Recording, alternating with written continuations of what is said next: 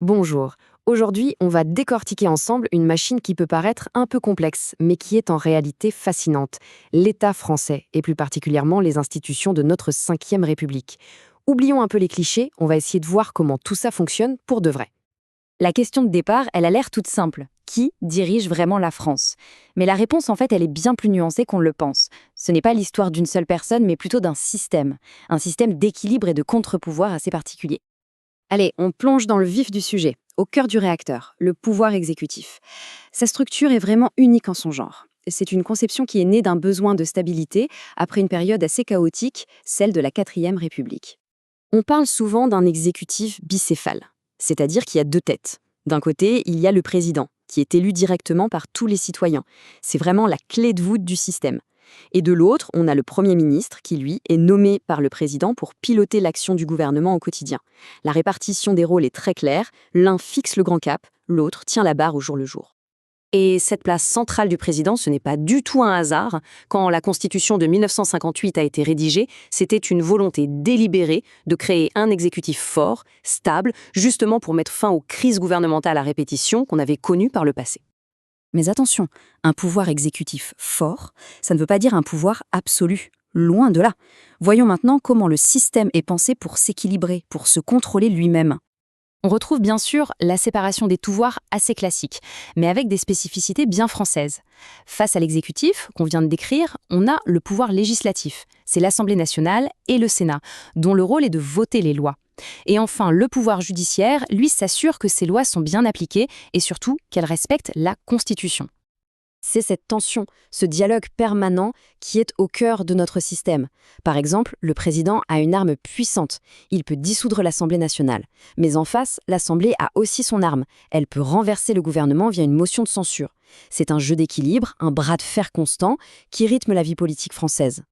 Bon, maintenant, changeons un peu de perspective. Pendant des siècles, en France, pouvoir a rimé avec Paris. Tout était centralisé. Mais depuis quelques décennies, une révolution silencieuse a eu lieu, la décentralisation.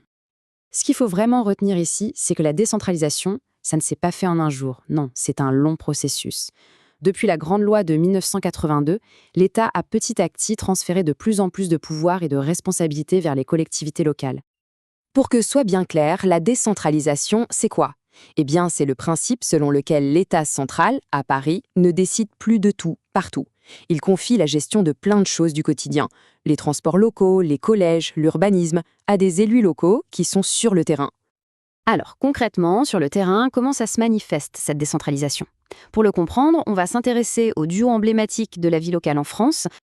Le point qui est absolument crucial à comprendre, c'est la différence fondamentale entre ces deux rôles. Le maire, c'est un élu local. Il représente les habitants de sa commune.